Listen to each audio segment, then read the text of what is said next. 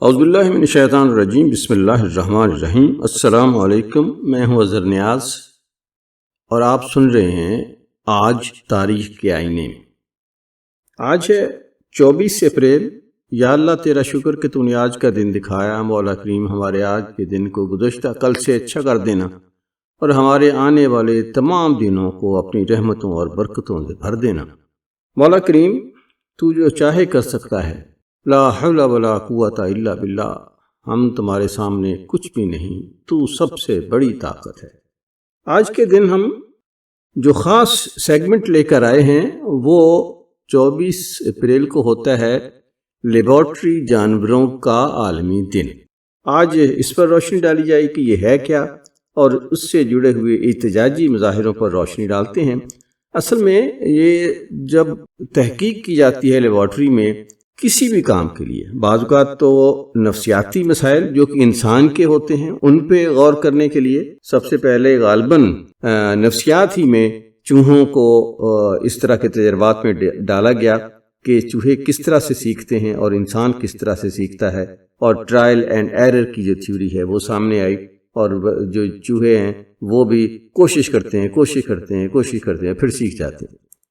لیکن بعد میں اور جانوروں کو بھی اس میں شامل کیا گیا اور وہ ادویات بنانے کے لیے ان پر تجربات کیے گئے جو کہ انسانوں کے لیے بنائی جا رہی تھیں۔ ایسی انسولین جو کہ دیکھا جائے کہ کیا یہ ان پر کچھ یہ دوائی جو ہے ان پر اثر کرتی ہے کہ نہیں کرتی ہے۔ آج کل بھی جو انسولین مختلف طرح کی بنائی جاتی ہیں وہ زہر سے بنائی جاتی ہیں، لیکن وہ زہر جو ہے وہ اس کو تجربے کے لیے جانوروں کو استعمال کیا جاتا ہے، اور بعض اوقات یہ تجربات کامیاب ہو جاتے ہیں اور بعض اوقات نہیں کامیاب ہوتے، اور آگے وہ جب انسانوں کو لگائے جاتے ہیں تو اس کا اثر نہیں ہوتا۔ اور اس پہ جو ہے وہ جانوروں پر تجربات کے جو اخلاقی پہلو ہیں اس پر بہت زیادہ آج کل گفتگو ہو رہی ہے، اور مستقبل میں اس کے متبادل حل تلاش کرنے کی ضرورت پر زور دیا جا رہا ہے کہ یہ دکھ اور تکلیف جو جانوروں کو ہوتی ہے اس کا تدارک کیا جا سکے۔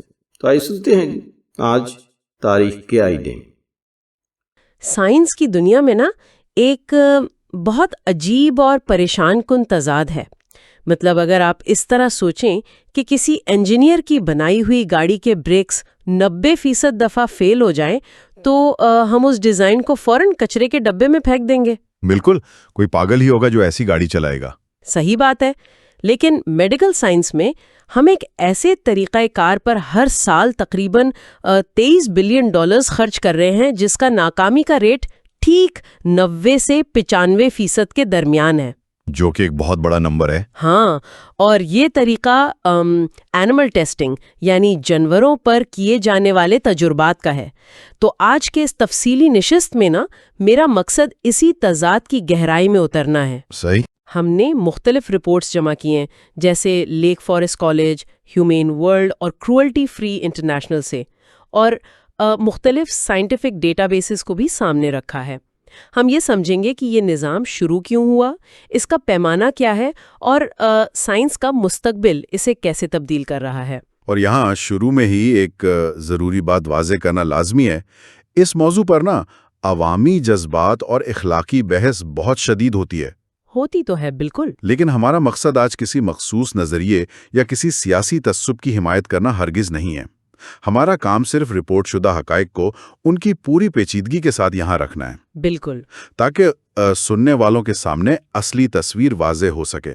تو اس کہانی کی جڑوں تک چلتے ہیں۔ آخر یہ قوانین شروع کیوں ہوئے؟ کیونکہ کسی پالیسی میکر نے صبح اٹھ کر بلا وجہ تو یہ تو نہیں سوچا ہوگا نا کہ چلو آج سے ہر دوائی جانور پر ٹیسٹ کرنا لازمی قرار دے دیتے ہیں۔ نہیں، ایسے نہیں ہوا تھا۔ اصل میں اس قانون کی بنیاد ایک بہت بڑے تاریخی المیے پر رکھی گئی تھی۔ یہ 1937 کی بات ہے۔ امریکہ میں ایک دوائی مارکیٹ میں آئی جسے ایلکسر سلفینیلامائڈ کہا جاتا تھا۔ اچھا، یہ کس بیماری کے لیے تھی؟ یہ گلے کے انفیکشن یعنی اسٹریپ تھروٹ کے لیے بنائی گئی تھی، اور بچوں کے لیے نا اس میں ریسبیری کا ذائقہ بھی شامل کیا گیا تھا۔ لیکن دوائی بنانے والے کیمسٹوں نے ایک بہت بڑی غلطی کر دی۔ کیسی غلطی؟ انہوں نے اس دوائی کو لکوڈ فارم میں لانے کے لیے اس میں ڈائی ایتھیلین گلائکول نامی ایک کیمیکل شامل کر دیا۔ ڈائی ایتھیلین گلائکول، ویٹ، یہ وہی کیمیکل ہے نا جو آج کل گاڑیوں کے اینٹی فریز میں استعمال ہوتا ہے؟ ٹھیک پہچانا آپ نے، یہ ایک نہایت زہریلا سالوینٹ ہے۔ اب ہوا یہ کہ جب بچوں اور بڑوں نے یہ دوائی پی تو اس کیمیکل نے ان کے گردوں یعنی کڈنیز کو بالکل تباہ کر دیا۔ یہ تو بہت خوفناک ہے۔ جی، اس کیمیکل کا اثر ایسا ہوتا ہے کہ یہ جسم کے اندرونی نظام کو مکمل طور پر بند کر دیتا ہے۔ اس واقعے کے نتیجے میں 15 ریاستوں میں 107 افراد انتہائی دردناک حالت میں ہلاک ہو گئے۔ باپ رے باپ، 107 افراد؟ ہاں، اس واقعے نے عام عوام اور حکومت کو ہلا کر رکھ دیا۔ تو اس وقت کے امریکی ادارے FDA نے فوراً حرکت میں آتے ہوئے 1938 میں federal food drug and cosmetic act منظور کیا۔ اچھا، تو یہاں سے شروعات ہوئی اس قانون کی؟ بالکل، اس قانون کا مقصد سیدھا سا تھا کہ اب کوئی بھی نئی دوائی انسانوں پر آزمانے سے پہلے لازماً جانوروں پر ٹیسٹ کی جائے گی تاکہ ڈائیتھلین گلائکول جیسا کوئی زہر دوبارہ مارکیٹ میں نہ آ سکے۔ یعنی اس پورے نظام کی شروعات ایک حفاظتی قدم کے طور پر ہوئی تھی۔ اس وقت کی سائنس کے مطابق یہ ایک منطقی فیصلہ لگتا تھا، لیکن آج جب ہم اس فیصلے کے نتائج دیکھتے ہیں تو اس کا پیمانہ ذہن کو جھنجھوڑ دیتا ہے۔ صحیح بات ہے۔ ہماری رپورٹس کے اعداد و شمار پر اگر ہم غور کریں نا تو 2015 میں دنیا بھر میں 192.1 ملین یعنی 19 کروڑ سے زائد جانوروں پر تجربات کیے گئے۔ صرف امریکہ میں یہ تعداد ہر سال لگ بھگ 110 ملین کے قریب ہے۔ اور یہاں سب سے حیران کن پہلو ان نمبرز کی رپورٹ نہ ہونے والی نوعیت ہے۔ وہ کیسے؟ دیکھیں، بہت سے ممالک اپنا ڈیٹا مکمل طور پر جمع ہی نہیں کرتے، تو اس لیے یہ 19 کروڑ کی تعداد حقیقت سے کہیں کم ہے، لیکن اس سے بھی بڑا مسئلہ قانونی تحفظ کا ہے۔ ہاں بالکل، اگر ہم اس قانونی نظام کو ایک ایسی سوسائٹی یا محل کی طرف فرض کریں جس کے گرد ایک حفاظتی دیوار بنی ہوئی ہے، تو اس دیوار کے اندر جنہیں VIP درجہ حاصل ہے وہ صرف 1% جانور ہیں۔ صرف 1%؟ جی، صرف 1%۔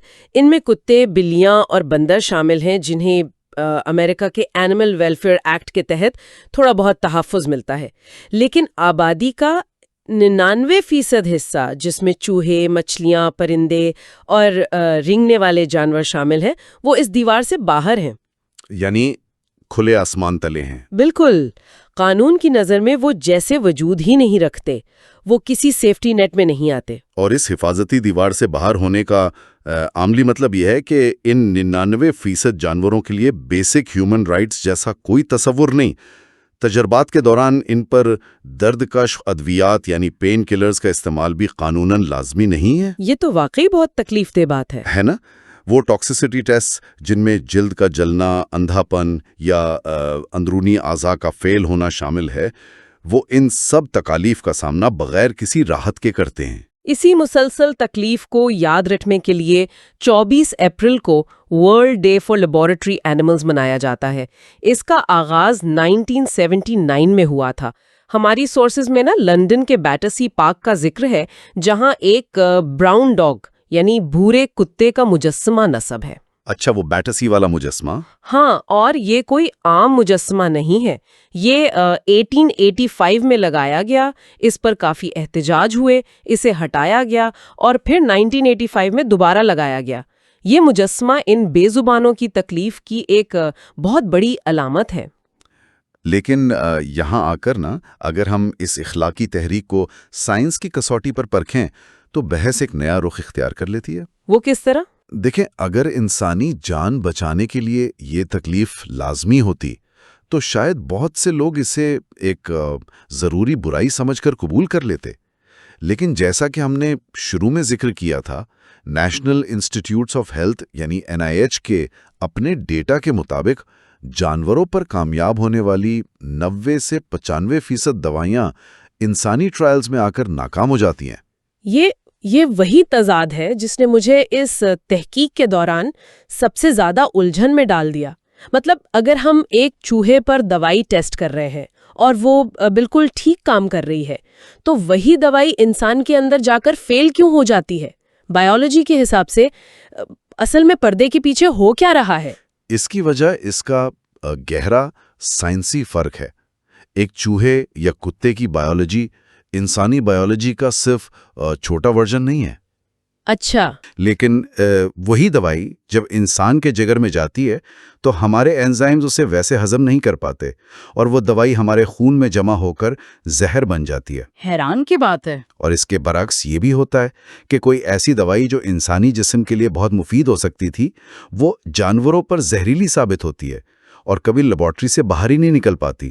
ہمارا امیون سسٹم اور ان کا امیون سسٹم بالکل مختلف دھاروں پر چلتے ہیں۔ یہ بات واقعی سمجھ سے بالکل باہر لگتی ہے۔ ایک طرف ہم دیکھ رہے ہیں کہ بایولوجی میچ نہیں کرتی اور 90% دوائیاں ناکام ہو رہی ہیں، اور دوسری طرف امریکہ کا NIH ہر سال انہی جانوروں کے تجربات پر $23 بلین خرچ کر رہا ہے۔ جی بالکل، $23 بلین۔ یہ سائنس کم اور کسی اندھی عادت کی تقلید زیادہ لگتی ہے۔ اگر طریقہ ناکام ہے تو ہم اربوں ڈالرز مزید کیوں جھونک رہے ہیں اس میں؟ بات صرف عادت کی نہیں ہے یہاں، یہ نظام کے اس سخت جمود یعنی سسٹم انرشیا کی ہے جو 80 سال کے قوانین پر کھڑا ہے۔ ریگولیٹری اداروں اور دوائی بنانے والی کمپنیوں کے لیے جانور پر ٹیسٹ کرنا ایک قانونی ڈھال کا کام کرتا ہے۔ اگر کوئی دوائی انسان پر فیل ہو جائے اور لوگ عدالت میں مقدمہ کر دیں تو کمپنی آرام سے کہہ سکتی ہے کہ ہم نے تو FDA کے طے شدہ طریقے کے مطابق جانوروں پر سیفٹی ٹیسٹ کیا تھا۔ یعنی یہ حفاظت انسان کی نہیں بلکہ کمپنیوں کے قانونی دفاع کی بن چکی ہے۔ بالکل صحیح پکڑا آپ نے۔ اس قانونی دفاع کی قیمت کیا ہے نا؟ یہ ہماری سورس کرولٹی فری انٹرنیشنل کی ریٹ لسٹ یعنی ریپلیس اینیمل ٹیسٹ لسٹ سے بہت واضح ہوتا ہے۔ ہاں، ریٹ لسٹ کا ڈیٹا کافی آنکھیں کھولنے والا ہے۔ بالکل، اس لسٹ میں ان عام چیزوں کی نشاندہی کی گئی ہے جن کے متبادل اور بہتر طریقے موجود ہونے کے باوجود انہیں آج بھی جانوروں پر ٹیسٹ کیا جاتا ہے۔ اس کی سب سے عام مثال بوٹاکس ہے۔ ہم سب جانتے ہیں بوٹاکس عام طور پر چہرے کی جھریاں ختم کرنے کے لیے استعمال ہوتا ہے، لیکن اس کی بیچ سیفٹی چیک کرنے کے لیے آج بھی ہزاروں چوہوں پر LD50 ٹیسٹ کیا جاتا ہے۔ اور یہ LD50 یعنی لیتھل ڈوز 50 سائنس کی دنیا کا ایک انتہائی پرانا اور تکلیف دہ طریقہ ہے۔ تھوڑا سمجھائیں گے یہ LD50 اصل میں ہے کیا؟ دیکھیں، اس ٹیسٹ میں چوہوں کو بوٹاکس کا زہر تب تک دیا جاتا ہے جب تک سیمپل گروپ کی آدھی تعداد مر نہ جائے۔ یا خدا! جی، تب جا کر انہیں اندازہ ہوتا ہے کہ ڈوز کا لیول کیا ہے۔ اور بوٹاکس کا زہر اصل میں کرتا کیا ہے؟ یہ چوہوں کے پٹھوں کو آہستہ آہستہ فالج زدہ کر دیتا ہے۔ وہ بیچارے سانس لینے کے قابل نہیں رہتے اور دم گھٹنے سے موت کے منہ میں چلے جاتے ہیں۔ صحیح۔ جبکہ انہی کمپنیوں کے پاس ایسے سیل بیس طریقے موجود ہیں جو زیادہ درستگی سے بتا سکتے ہیں کہ بوٹاکس کا نیا بیچ سیف ہے یا نہیں۔ پھر بھی چوہوں کا استعمال مسلسل جاری ہے۔ اگر پرانا نظام محض ڈر، قانونی ڈھال یا عادت کی وجہ سے چل رہا ہے اور سائنٹیفک ڈیٹا خود اسے ناکام ثابت کر رہا ہے، تو تبدیلی صرف اس صورت میں آئے گی جب نیا طریقہ اس قدر مضبوط ہو کہ انکار کی گنجائش ہی نہ رہے۔ اور یہیں سے ہم سائنس کے مستقبل یعنی NMs کی طرف قدم رکھتے ہیں۔ جی، NAMS یعنی نیو اپروچ میتھڈالوجیز۔ یہ وہ جدید طریقے ہیں جو جانوروں کو پوری طرح اس چکر سے باہر نکال سکتے ہیں۔ اس میں دو بہت اہم برانچز ہیں، ایک ان سیلیکو اور دوسری ان ویٹرو۔ آئیں ان کی میکینکس کو سمجھتے ہیں۔ پہلے ان سیلیکو کی بات کرتے ہیں۔ اچھا، تو ان سیلیکو کا تعلق سیدھا سیدھا کمپیوٹر ماڈلنگ اور آرٹیفیشل انٹیلیجنس سے ہے۔ اس کی ایک بہترین مثال کیٹ موس نامی AI ماڈل ہے۔ کیٹ موس؟ ہاں، اس ماڈل کو ڈیٹا دے کر ٹرین کیا گیا اور اس نے 8 لاکھ یعنی 800,000 مختلف کیمیکلز کی ٹاکسیسٹی یعنی ان کے زہریلے پن کی بالکل درست پیشن گوئی کی، اور وہ بھی بغیر کسی ایک زندہ جانور کو چھوئے۔ 8 لاکھ کیمیکلز! لیکن AI آخر یہ کام کرتی کیسے ہے؟ کیا یہ صرف ڈیٹا میچ کرتی ہے یا کچھ اور بھی ہے؟ نہیں، اس کا طریقہ کار بہت پیچیدہ اور شاندار ہے۔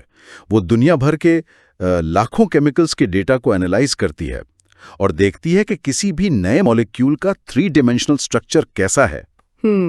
اگر ایک نئے کیمیکل کے مالیکیولز کی بناوٹ کسی پرانے معلوم زہر سے ملتی جلتی ہے تو اے آئی کا الگوریدم فوراً نشاندہی کر دیتا ہے کہ یہ کیمیکل انسانی خلیوں کے ساتھ کیسا ری ایکٹ کرے گا۔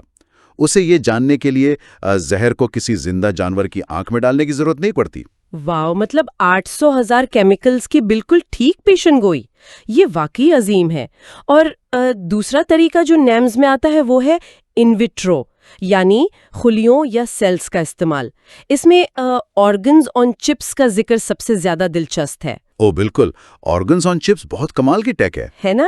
جب اس کا تصور سامنے آتا ہے تو لگتا ہے ہم کسی سائنس فکشن کی دنیا میں داخل ہو گئے ہیں۔ یہ مائکرو چپس واقعی ماڈرن سائنس کا معجزہ ہے۔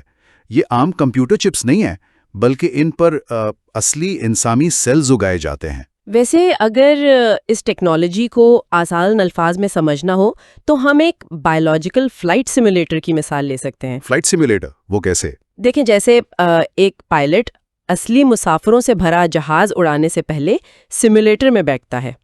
سیمولیٹر صرف کنٹرولز کی نقل نہیں کرتا، وہ ہوا کا دباؤ، طوفان کا جھٹکا اور انجن کی وائبریشن سب کچھ فزیکلی ریکریٹ کرتا ہے تاکہ دیکھا جائے کہ پائلٹ کیسے ری ایکٹ کرے گا۔ بہت خوب، یہ مثال بالکل یہاں فٹ آتی ہے، کیونکہ بالکل اسی طرح ایک عام پیٹری ڈش میں سیلز چپ چاپ بے حرکت پڑے رہتے ہیں جو انسانی جسم کی ٹھیک نقل نہیں ہوتی۔ صحیح۔ لیکن ان آرگنز آن چپس میں مائکرو چینلز ہوتے ہیں جن کے ذریعے فلوئڈ بالکل خون کی طرح بہتا ہے۔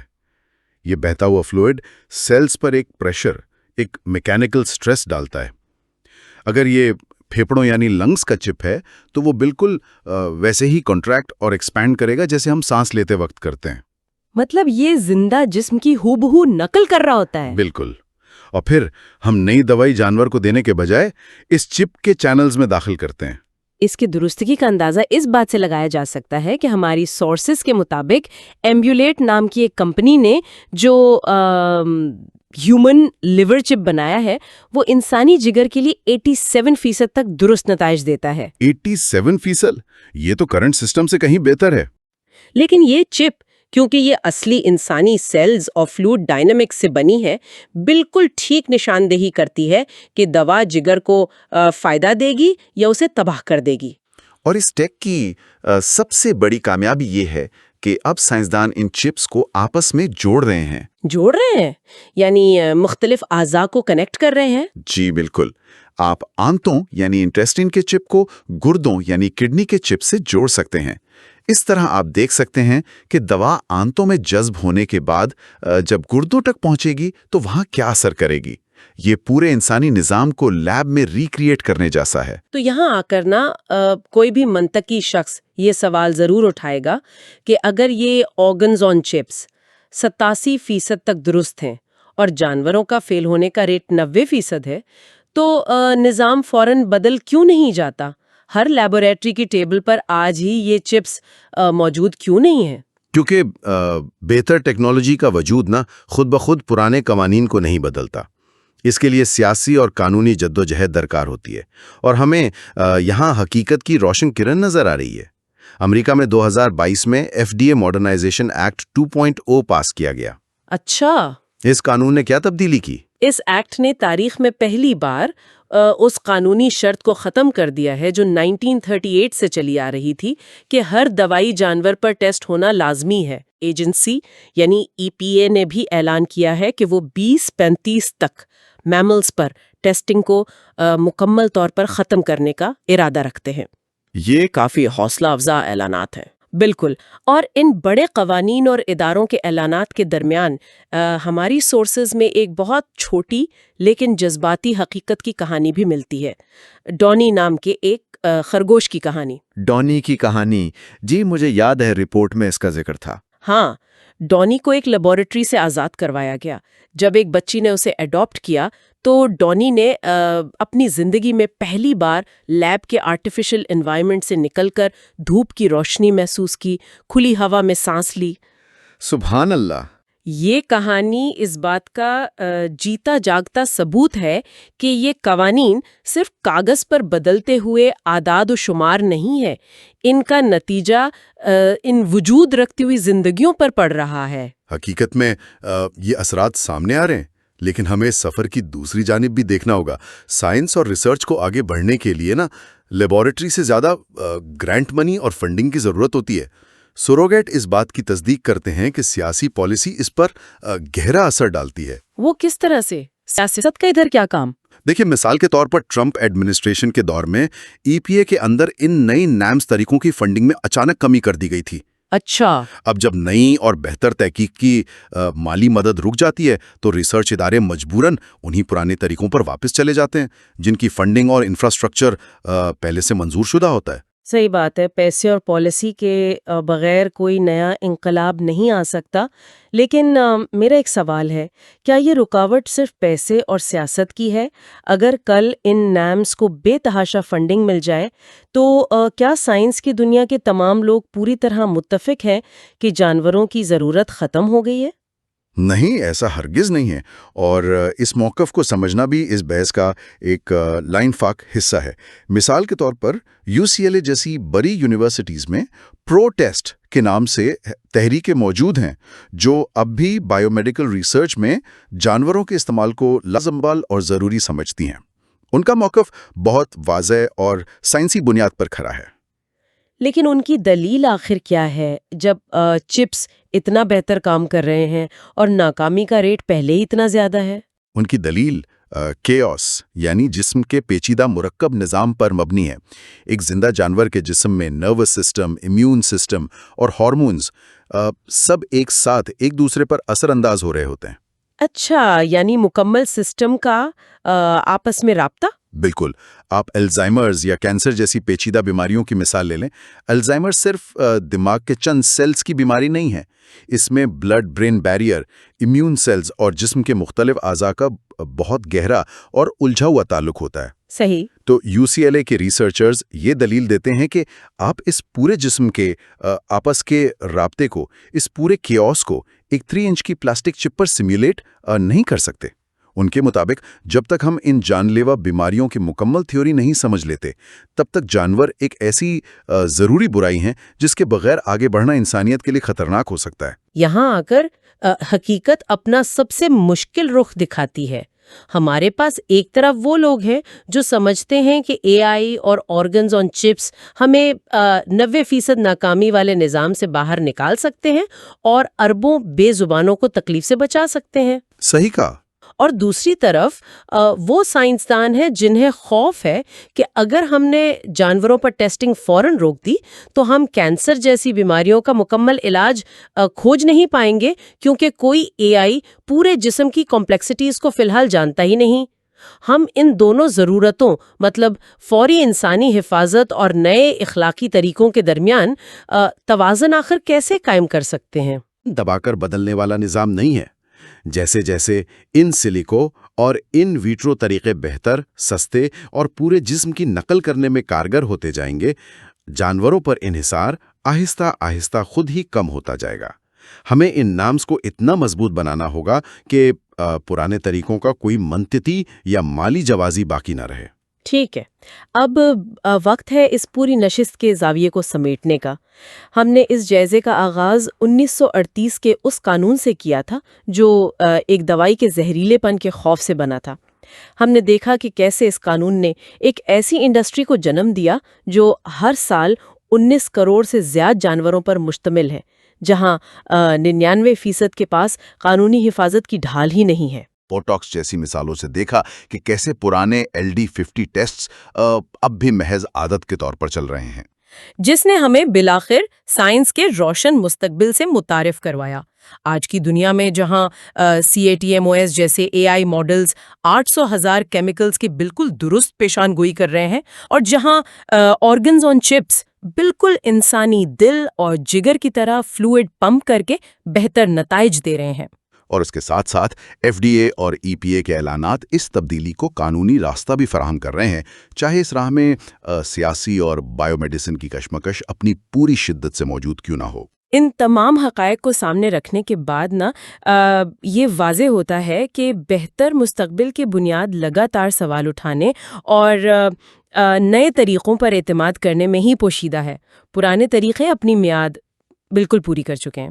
بے شک۔ لیکن اس گہرے جائزے کو ختم کرنے سے پہلے میری تحقیق کے دوران ایک ایسی معلومات سامنے آئی جس کا ذکر کرنا یہاں ضروری ہے۔ یہ سیدھا ہمیں ایک نئے اخلاقی سوال کی طرف دھکیلتی ہے۔ وہ کیا؟ دیکھیں، سائنس اب صرف چپس پر کھڑی نہیں ہے۔ لیب میں سٹیم سیلز کے ذریعے انسانی دماغ کے چھوٹے چھوٹے ٹیشوز، جنہیں سیریبرل آرگنوئڈز یا منی برینز کہا جاتا ہے، اگائے جا رہے ہیں۔ جی ہاں، منی برینز کی ریسرچ آج کل عروج پر ہے۔ لیکن حیرت انگیز بات یہ ہے کہ ان چھوٹے ٹیشوز میں نیورل ایکٹیویٹی یعنی دماغی سگنلز ریکارڈ کیے گئے ہیں، بالکل ویسی ایکٹیویٹی جو ایک بے ہوشی کی حالت میں انسان کے دماغ میں ہوتی ہے۔ تو اس کا مطلب یہ ہے؟ ہاں، مطلب ذرا سوچئے، جب اے آئی اور لیب میں بنائے گئے یہ منی برینز بالکل انسانی جسم کی طرح ڈرگز پر ریئیکٹ کرنے لگیں گے اور ہم ان میں نیورل سگنلز کی متعدد سرگرمی دیکھ سکیں گے، تو کیا کسی مقام پر آ کر ان ٹیشوز کو بھی تکلیف محسوس ہونا شروع ہوگی؟ یہ بہت گہرا اور ڈراؤنا سوال ہے۔ بالکل۔ کیا مستقبل میں ایسی نوبت آئے گی جہاں ہمیں ان پرانے جانوروں کے قانون کی طرح ان لیب میں اگائے گئے انسانی ٹیشوز اور آرگنوئڈز کو بھی اخلاقی حقوق دینے پڑیں گے؟ واقعی اس بارے میں تو کسی نے سوچا ہی نہیں۔ تو آئندہ جب بھی کوئی شخص کسی میڈیکل سٹور پر اپنے سر درد کی دوائی یا فیس کریم خریدتا ہے اور اس کی قیمت ادا کرتا ہے، تو اسے اس کی مالی قیمت پر دھیان نہیں دینا چاہیے۔ اس رسید کے پیچھے چھپی اس پوری تاریخ، ان لاکھوں بے زبان جانوروں، اس سائنسی کشمکش اور اس مستقبل کے بارے میں ضرور سوچنا چاہیے جو ان مائکرو چپس اور آرگنوئڈز کے اندر پوری آب و تاب سے دھڑک رہا ہے۔ یہ تو تھا آج تاریخ کے آئینے میں۔ ہم نے لیبارٹری جانوروں کے عالمی دن کے منانے کے مقصد اور اس کی وجوہات پر جو ہے وہ بات کی۔ جانوروں پر تجربات کے جدید متبادل طریقے کون سے ہیں، کون سے ہو سکتے ہیں، امریکہ اور یورپ میں لیبارٹری جانوروں کے تحفظ کے لیے قوانین کیا ہیں، اور ان کے دکھ اور تکلیف کے لیے اس کے تدارک کی کیا کیا ضرورتیں ہیں۔ میں صرف یہ پوچھنا چاہوں گا کہ جو انسان کو دکھ اور تکلیف پہنچایا جا رہا ہے پوری دنیا میں، اس کی طرف کوئی توجہ نہیں ہے، لیکن ہم جانوروں کی تکلیف اور دکھ کا کر رہے ہیں۔ اسلام اس کی بہت مناہی کرتا ہے کہ جانوروں کو کوئی تکلیف نہ پہنچے، اور اگر آپ کسی جانور کو پیاسے کتے کو بھی پانی پلا دیتے ہیں تو آپ کے لیے جنت کی بشارت ہے۔ لیکن یہ بھی ساتھ کہا جاتا ہے کہ جس نے ایک انسان کو قتل کیا، اس نے گویا پوری انسانیت کو قتل کیا۔ اس دعا کے ساتھ کہ دنیا میں امن قائم رہے، کسی کو دکھ تکلیف نہ ہو، کسی انسان کو، کسی جانور کو، کسی پرندے کو۔ اللہ تعالیٰ اپنے حفظ و امان میں رکھے۔ اظہر نیاز کو اجازت دیجیے، زندگی رہی تو کل ملاقات ہوگی انشاءاللہ۔ اللہ تعالیٰ آپ کو آسانیاں عطا فرمائے اور آسانیاں تقسیم کرنے کی توفیق عطا فرمائے۔ اللہ حافظ۔